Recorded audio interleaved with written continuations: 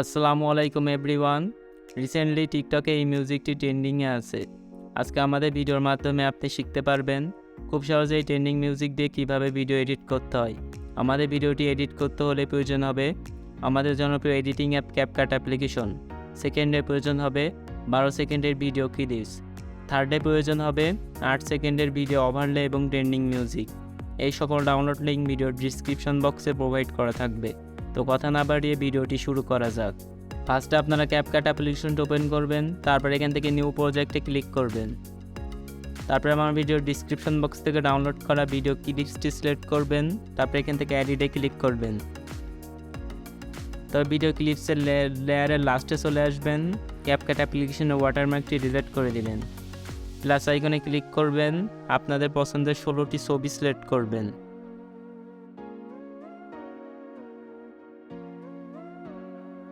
তারপরে এখান থেকে এডিটে ক্লিক করে দিবেন। তারপরে নিচ থেকে রেডিওতে ক্লিক করবেন, 16:9 এই ফ্রেমটি সিলেক্ট করবেন। তারপর এখান থেকে টিকমার্কে ক্লিক করবেন। ভিডিও ক্লিপসের লেয়ারের উপর ক্লিক করবেন। তারপর এখান থেকে দুইটা আঙুল দিয়ে ক্লিপসটিকে রোটেট করে দিবেন। তারপর প্রত্যেকটা ছবি সেমভাবে দুইটা আঙুল দিয়ে রোটেট করে দিবেন।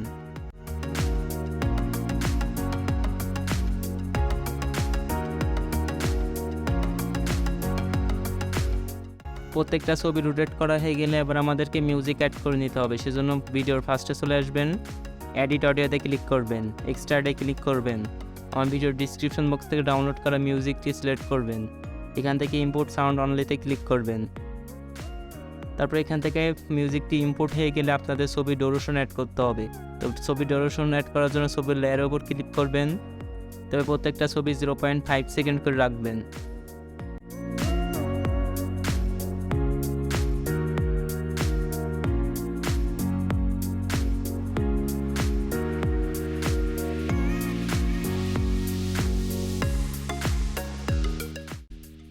প্রত্যেকটা ছবির ডুরেশন অ্যাড করা হয়ে গেলে আবার আমাদের প্রত্যেকটা ছবির অ্যানিমেশন অ্যাড করতে হবে। তো এখান থেকে ব্যাক করবেন, ছবির লেয়ারের উপর ক্লিক করবেন, অ্যানিমেশনে ক্লিক করবেন, কম্বোতে ক্লিক করবেন।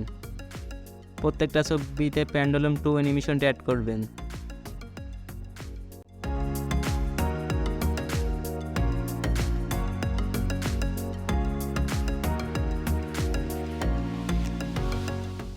তারপরে এখান থেকে টিক মার্কে ক্লিক করে দিবেন। তারপরে এখান থেকে আপনাদেরকে ওভারলে অ্যাড করতে হবে। এখান থেকে ফার্স্টে চলে আসবেন, এখান থেকে ওভারলেতে ক্লিক করবেন, এডিট ওভারলেতে ক্লিক করবেন। এখান থেকে আমার ভিডিওর ডিসক্রিপশন বক্স থেকে ডাউনলোড করা ওভারলেটি সিলেক্ট করে দিবেন। তারপরে এখান থেকে এডিটে ক্লিক করবেন, ওভারলেটিকে দুইটা আঙুল দিয়ে এভাবে রোটেট করে দিবেন। তারপরে এখান থেকে ব্লেন্ডে ক্লিক করবেন, ফিল্টার এটা আপনারা সিলেক্ট করে দিবেন। তারপরে এখান থেকে টিক মার্কে ক্লিক করবেন।